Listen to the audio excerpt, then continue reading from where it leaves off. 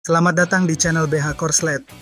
Jangan lupa subscribe agar channel ini bisa berkembang ke depannya. Dan jangan lupa tinggalkan jejak Anda di kolom komentar. Terima kasih guys. Bab 386. Begitu masyarakat desa Cenjia tiba di lokasi kejadian, situasi di lokasi kejadian telah benar-benar terbalik. Awalnya, pasukan Qiang yang terdiri dari 300 orang telah mencapai bagian belakang Siang Siong dari jalan kecil. Kekuatan pertahanan di belakang sudah lemah.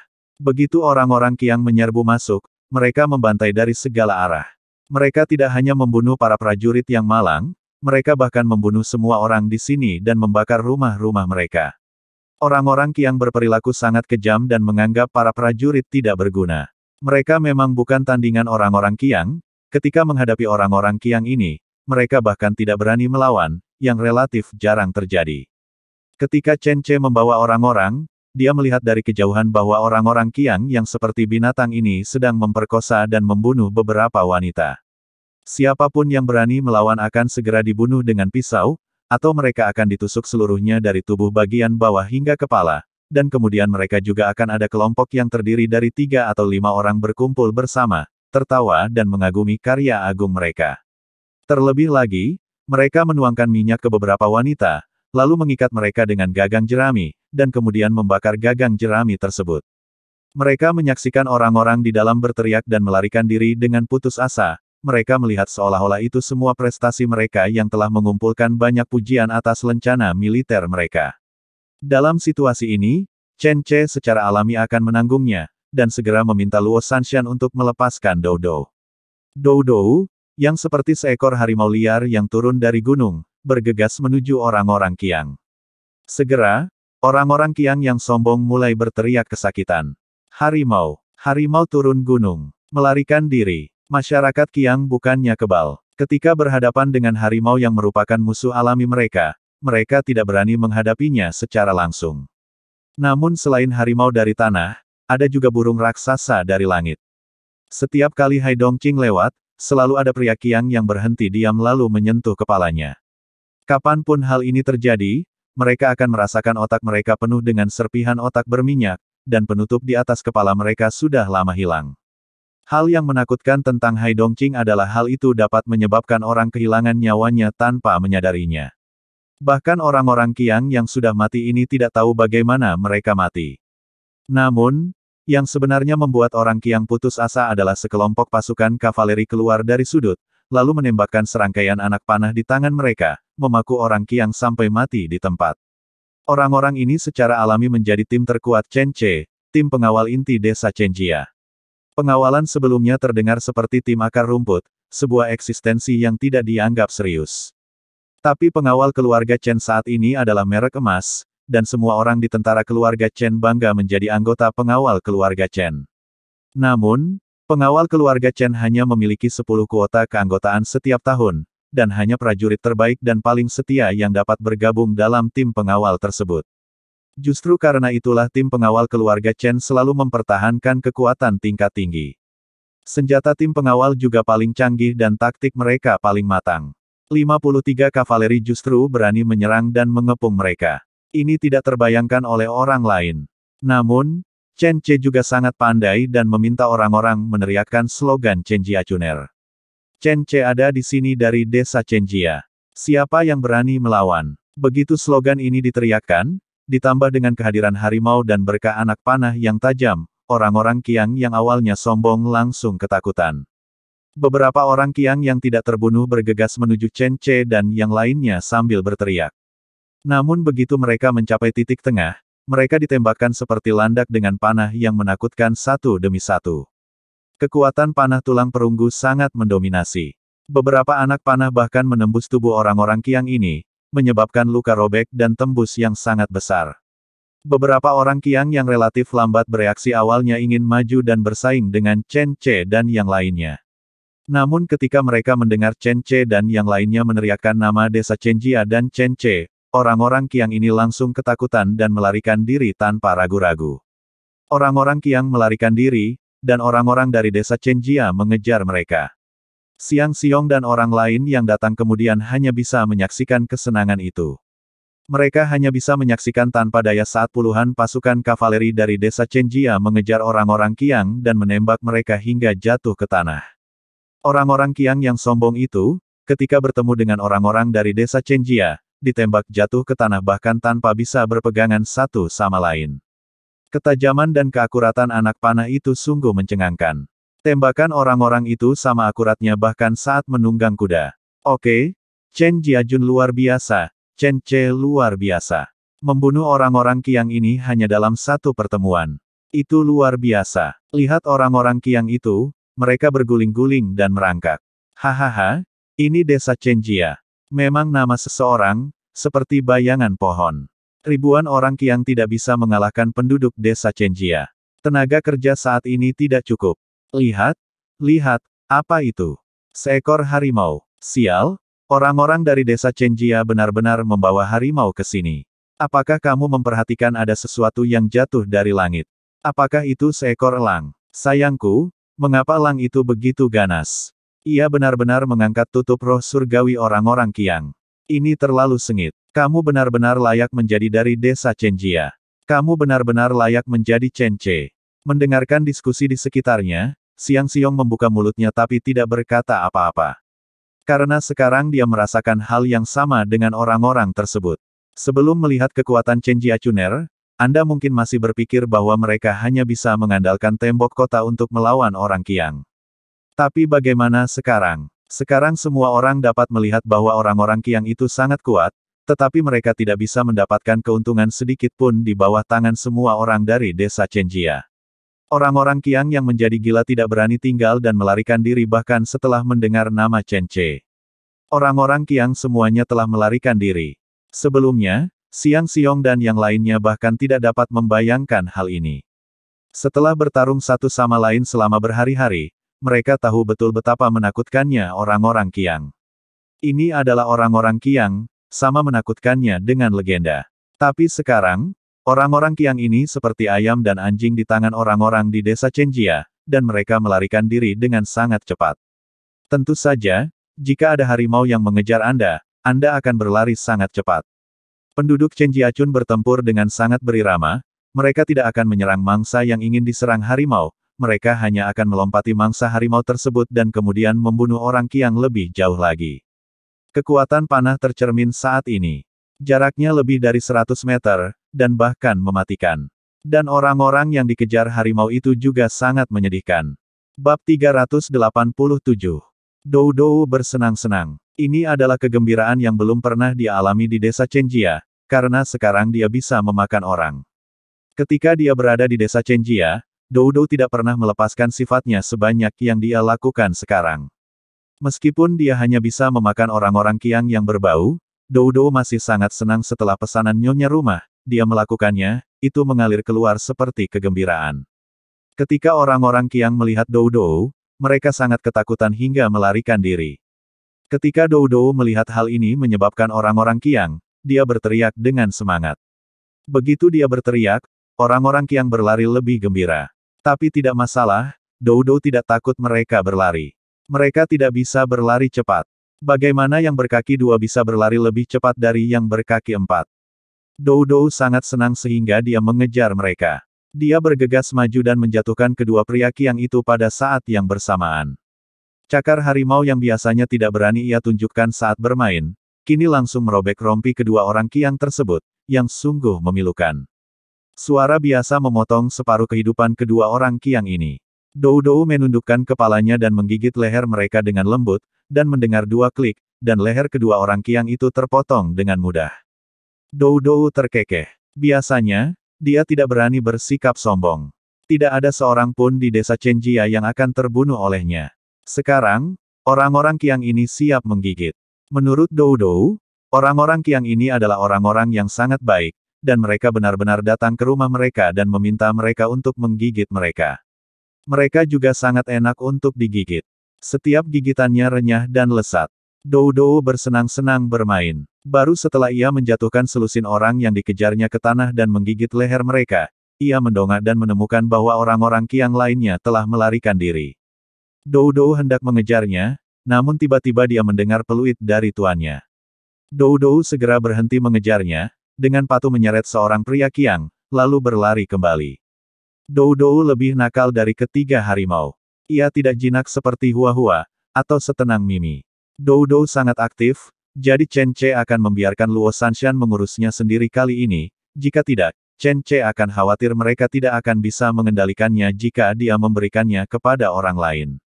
Melihat Dou Dou menyeret seseorang kembali, Chen Ce tidak mempedulikannya, jadi dia menyeret orang itu dan mulai makan di sampingnya. Bahkan orang-orang tua di desa Chenjia pun sedikit menyeramkan saat melihat pemandangan ini.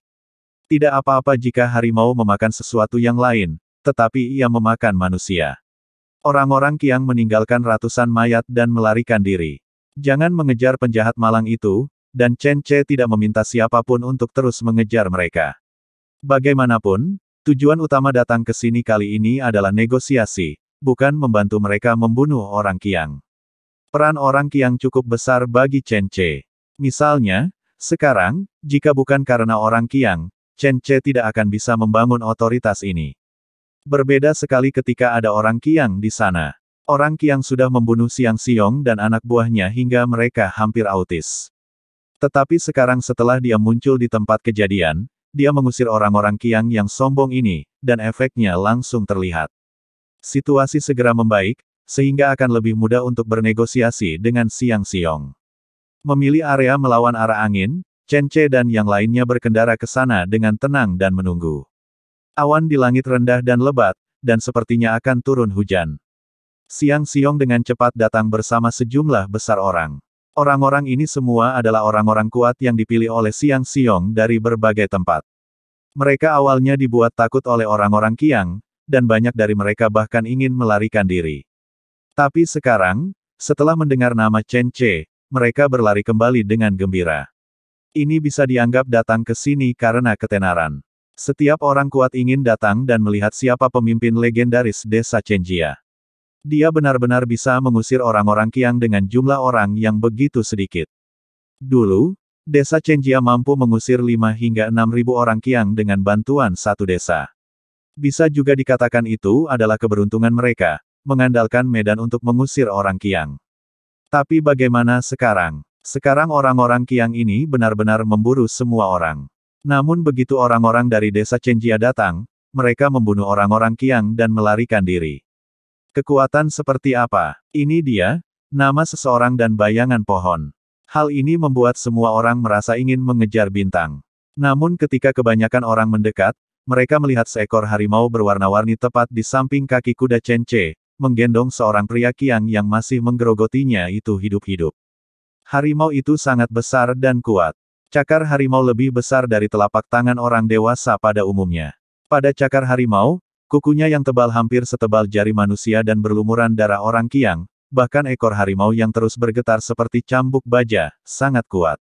Pria Qiang itu belum mati, dan masih berjuang untuk bertahan hidup di bawah mulut harimau, namun usahanya ditakdirkan sia-sia. Harimau itu telah menggigit tulang punggungnya. Meski dia masih sadar, cepat atau lambat kematian tidak bisa dihindari. Harimau itu telah mengunyah bahu kanannya, dan tulang belikatnya menjadi rapuh karena kekuatan gigitan harimau, dan dikunyah berkeping-keping tanpa perlawanan yang berarti. Orang-orang kuat itu berkumpul dan menyaksikan harimau itu menggerogoti lelaki Qiang itu.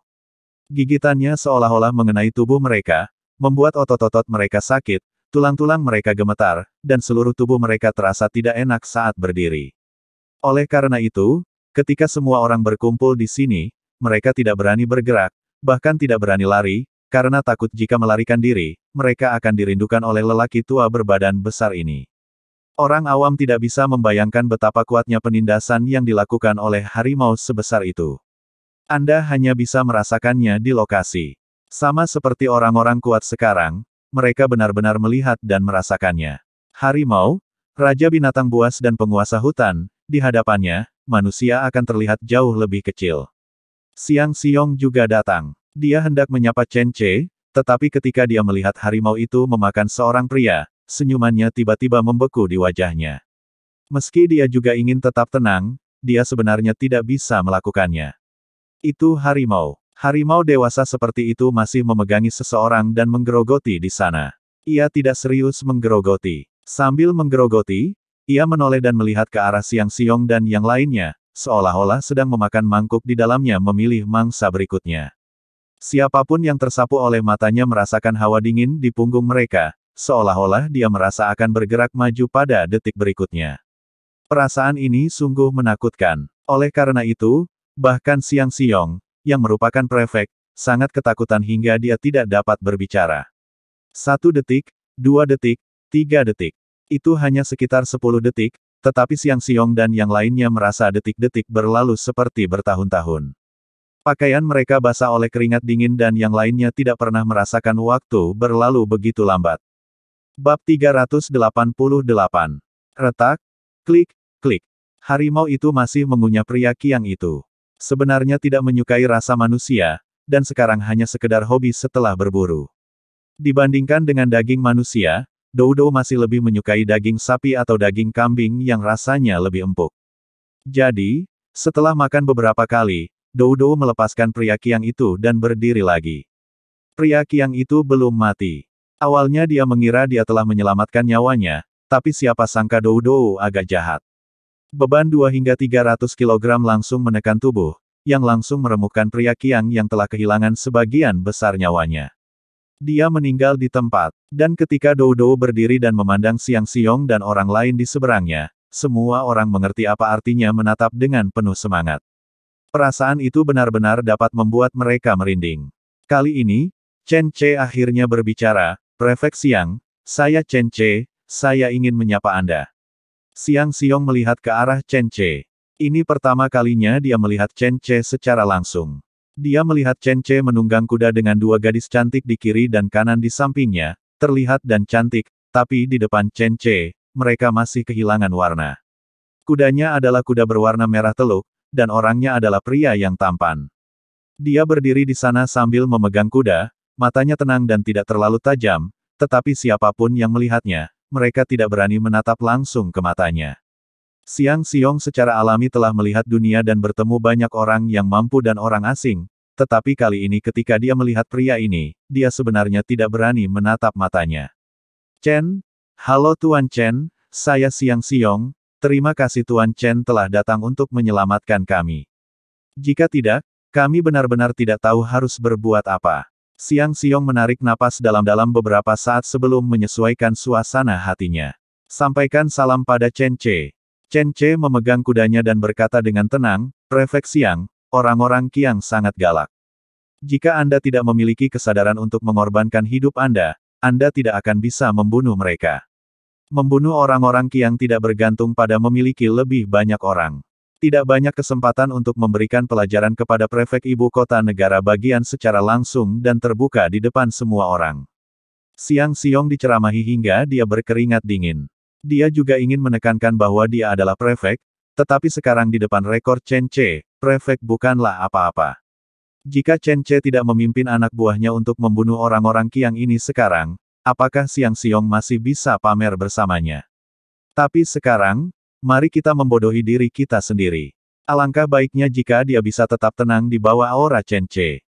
Ya, terima kasih atas bimbingan Anda, Tuan Chen. Apakah Anda datang ke sini khusus untuk menyelamatkan kami? Tolong beri kami beberapa panduan agar kami dapat menghindari jalan memutar. Siang Siong masih menjaga sikapnya tetap rendah. Oke, mari kita memimpin dan berbicara secara detail. Chen Ce sendiri datang ke sini kali ini untuk mencari Siang Siong. Sekarang dia telah menyelesaikan posisinya, dengan bantuan orang-orang Qiang, Chen Ce telah membuat heboh, jadi selanjutnya setelah turun, saatnya memanfaatkan kemenangan dan mengejar Siang Siong. Baiklah Tuan, silakan datang ke tenda saya untuk berdiskusi. Siang Siong mengundang Chen Ce ke tendanya. Dikatakan sebagai tenda besar, namun nyatanya itu hanyalah sebuah kuil di kota Yangchun. Awalnya, Siang Siong hanya ingin mengajak Chen Ce masuk sendirian. Tapi Qiu Yaoer dan Luo Sanshan mengikutinya, dan Siang Siong tidak berkata apa-apa. Harimau yang wajahnya berlumuran darah harus ikut bersamanya, dan bahkan lebih sulit lagi bagi Siang Siong untuk mengatakan apapun. Akhirnya, Chen Ce, 3 orang dan 1 harimau masuk. 50 penjaga Chen Ce berjaga di luar kuil. Mereka tidak masuk, begitu pula kroni-kroni Siang Siong. Pada akhirnya, satu-satunya yang bisa berada di dalam hanyalah Xiang Xiong, Chen Ce dan seekor harimau. Xiang Xiong berkeringat dingin. Dalam hal ini, itu sangat merugikannya. Tapi dia tidak bisa berbuat apa-apa saat ini, situasinya lebih kuat dari orangnya. Sekali lagi, Chen Ce memiliki momentum untuk mengalahkan orang-orang Qiang dan keagungan harimau. Di tenda besar, Chen Ce langsung menemukan tempat duduk.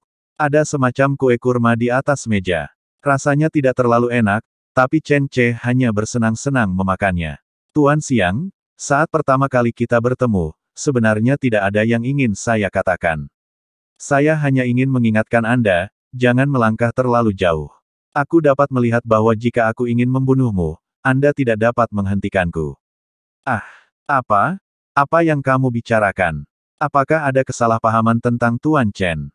Xiang Xiong melambaikan tangannya dengan cepat, meskipun dia tahu ada banyak konflik antara Chen Ce dan Gao Qi. Tapi sekarang Gao Qi sudah meninggal, dia tidak punya niat mencari keadilan untuk Gao Qi. Adapun Su Yichang, Xiang Xiong merasa bahwa anak ini pasti telah melakukan sesuatu di belakang punggungnya, dan itu bahkan ada hubungannya dengan Gunsu. Xiang Xiong sangat tidak senang, tetapi tidak ada bukti, jadi ketika dia pergi berperang seperti ini, Xiang Xiong meminta Su Yichang untuk pergi ke garis depan, hanya untuk menekannya dan membuatnya berhenti bersikap gila seperti bos di Chengsu. Xiang Xiong mengetahui sesuatu tentang konflik antara Su Yichang dan Chen Ce, namun dalam kasus ini, dia hanya bisa berpura-pura tidak tahu apa-apa. Apakah ada kesalahpahaman? Tentu saja itu yang terbaik. Jika itu adalah kesalahpahaman, mohon minta Hakim Xiang mengirim seseorang ke kota Rongdong dan meminta Hakim Daerah Su untuk membebaskan keluarga ayah mertua saya. Saya pikir mereka pasti sudah salah paham, jadi itu sebabnya mereka menculik keluarga ayah mertua saya dan memaksa saya untuk memberikan uang dan mengirim pasukan. Saya kira itu Anda ketahui, Tuan Xiang. Pikiran Xiang Xiong bingung. Dia hanya tahu bahwa Su Yichang sangat dekat dengan Su Zhengbang dan yang lainnya, dan dia juga mengirim Yu Chengxin untuk mencari Chen Ce untuk meminjam pasukan dan senjata. Tapi siapa yang menyuruhnya menculik ayah mertua Chen Ce dan keluarganya? Salah paham? Pasti salah paham. Saya tidak pernah meminta mereka melakukan ini. Sial, mungkinkah mereka salah atau punya motif tersembunyi? Sial, Xiang Xiong benar-benar panik. Dia tidak menyangka segalanya akan berkembang sampai ke titik ini. Bahwa Su Zhengbang dan Yu Chengxin begitu berani. Bahkan ayah mertua Chen Ce dan keluarganya berani diculik. Sudahkah mereka memakan keberanian hati beruang dan keberanian macan tutul? Terutama karena mereka menculik keluarga ayah mertua Chen Ce di sana, tapi sekarang mereka membiarkan diri mereka berurusan dengan Chen Ce. Meskipun harimau itu tergeletak di tanah dan menjilat rambut di cakarnya begitu memasuki tenda, semua orang tahu bahwa selama Chen Ce memberi perintah, ia pasti akan menerkamnya dan menggigitnya hingga berkeping-keping. Xiang Xiong mengetahui hal ini dengan baik, hanya saja dia belum pernah melihat kekuatan harimau besar sebelumnya. Sekarang setelah dia melihatnya, dia tidak berani mencoba apakah gigi harimau itu tajam. Xiang Xiong dengan cepat mengingatnya, dan dengan pikirannya yang cerdas, dia dengan cepat mengetahui alasan mengapa Chen Ce dan yang lainnya datang, serta hal-hal konyol yang dilakukan Su Yichang dan yang lainnya di belakang punggungnya. Bab 389. Saya pikir pasti ada beberapa kesalahpahaman, tetapi beberapa di antaranya mungkin bukan kesalahpahaman. Tuan Chen di sini bukan hanya untuk membantu saya, bukan. Setelah memahami kuncinya, Xiang Xiong tahu bahwa dia harus menjelaskannya. Chen Ce kini telah memotong jalur pelariannya. Hanya ada beberapa orang di ruangan itu dan seekor harimau. Bahkan jika mereka tidak menggunakan harimau itu, dan jika Chen Ce membunuhnya menggunakan metode yang sama yang dia gunakan untuk melawan Gao Qi, tidak ada yang berani menimbulkan masalah padanya setelah itu. Meski Chen Ce masih seorang pemimpin desa di desa kecil, siapa yang berani meremehkannya sekarang? Mereka tidak hanya melawan orang-orang Qiang, tetapi sekarang mereka dengan santai mengeluarkan puluhan orang dan berani bersaing dengan sebagian besar orang Qiang. Ratusan orang Qiang terbunuh di depan pasukan kecil ini. Xiang Xiong mengerti bahwa jika dia tidak mengatakan yang sebenarnya hari ini, dia mungkin tidak akan bisa keluar dari masalah besar ini. Saya datang ke sini hari ini terutama karena saya ingin berbicara baik dengan Tuan Xiang. Saya ingin tahu apakah Tuan Xiang memiliki pemikiran yang sama dengan Su Yichang, Su Zhengbang dan yang lainnya, sama seperti Tuan Yu, prefek dari Gunsu. Dia tidak seperti Liu Yanhu dan yang lainnya. Orang-orang itu tidak berada di jalan yang sama, jadi saya berteman dengan Tuan Yu. Demikian pula, saya juga ingin berteman dengan Tuan Xiang, menghindari jalan pemberontakan. Tuan Xiang, bisakah Anda mengerti maksud saya? Xiang Xiong mengangguk dan bertanya dengan heran, apakah Anda sebenarnya punya hubungan keluarga dengan Tuan Yu Zhaolong? Chen Ce tertawa, bendungan Litian Gunzu adalah proyek yang sedang dikerjakan oleh Li Linzi dan pemerintah setempat. Dia ingin membangun proyek mata pencaharian masyarakat di sana yang akan bermanfaat bagi negara dan masyarakat, tetapi pendanaan pemerintah digunakan oleh Liu Yanhu dan lainnya, setiap tahun. Pejabat yang korup dieksploitasi sedemikian rupa sehingga bendungan tidak dapat diperbaiki sama sekali. Saya memikirkan beberapa cara untuk merevitalisasi bendungan Litian. Hal ini tentu saja akan menyinggung perasaan Liu Yanhu, jadi saya memiliki dendam terhadap pihak itu, dan Tuan Yu juga Tuan Xiang, Anda juga sama. Meskipun Anda adalah prefek suatu negara, Anda juga demikian. Xiang Xiong sebenarnya tidak sepenuhnya sombong, dia mengetahui beberapa hal, dan dia juga memimpin dalam beberapa hal. Tapi Chen Ce mengatakan ini hanya untuk menyingkirkannya. Tentu saja, Chen Ce juga telah menyelidiki Xiang Xiong. Sebelum penyelidikan dilakukan, Chen Ce mengira dia bersama Su Yichang dan yang lainnya. Kemudian, setelah diselidiki, dia merasa Xiang Xiong diabaikan sama sekali seperti Yu Zhaolong. Namun kemudian saya menemukan bahwa itu tidak persis sama. Xiang Xiong telah dikosongkan, tetapi dia belum sepenuhnya dikosongkan. Dia memiliki hak. Tidak peduli kapan Gao Qi ada di sana atau sekarang tanpa Gao Qi, keputusannya masih dapat dilaksanakan. Gao Qi pergi ke Chen Jiachun. Xiang Xiong juga mengetahuinya, dan Gao Qi mendukung Xiang Xiong di Chen Jiachun. Tapi bagaimanapun juga, Chen Ce tetap tidak ingin merusak niat baik Chu Zhengyi. Oleh karena itu, jika Anda dapat menghindari pemberontakan, yang terbaik adalah tidak melakukannya. Oleh karena itu, bahkan Xiang Xiong bukanlah orang baik. Tapi selama dia mau bekerja sama, Chen Ce masih bisa menyelamatkan nyawanya. Sekarang, saya hanya berharap Xiang Xiong tidak lengah. Xiang Xiong sangat pintar, dia langsung mengerti apa yang dimaksud Chen Ce dengan kata-kata ini. Dia menggelengkan kepalanya dengan menyesal dan berkata, itu karena saya tidak tegas terhadap bawahan saya. Memang seringkali saya membuat Anda merasa bersalah, Tuan Chen. Jangan khawatir, saya akan segera memerintahkan kedua bajingan ini Su Zhengbang dan Yu Chengxin untuk melepaskan keluarga Liu. Saya akan menghukum mereka dengan berat nanti. Chen Ce ingin tertawa setelah mendengar ini. Apakah ini yang ingin dia lakukan untuk menghadapinya dengan enteng? Bagaimana? Seperti saat anak berkelahi, apakah orang tua akan keluar dan mengatakan hal seperti ini? Hal semacam ini hanya bisa digunakan untuk menipu anak-anak, bukan? Cukup membosankan. Chen Ce duduk di kursi Xiang Xiong, lalu dengan lembut mengambil pisau di atas meja, mencukur daging sedikit demi sedikit dari potongan daging kambing yang dingin, dan memakannya. Tuan Xiang, tahukah Anda mengapa desa keluarga Chen saya bisa bangkit di masa sulit dan menjadi tempat yang damai bagi masyarakat di waktu ini? Xiang Xiong tidak tahu apa yang dimaksud Chen Ce dengan menanyakan pertanyaan ini, tapi dia secara alami mampu menyanjung. Tentu saja karena bimbingan Anda yang baik, Tuan Chen. Kami sudah lama mendengar kehebatan Anda, Tuan. Saat Anda membuat garam buluh, kami mendiskusikannya berhari-hari, dan kemudian belajar menirunya. Xiang Xiong mengatakan sesuatu yang baik. Xiang Xiong tidak dapat mengingat sudah berapa lama dia tidak menyanjung orang lain. Sejak dia menjadi prefek, dia jarang merasa seperti ini. Tapi sekarang dia harus menyanjung Chen Ce. Bagaimanapun, hidupnya ada di tangan orang lain sekarang.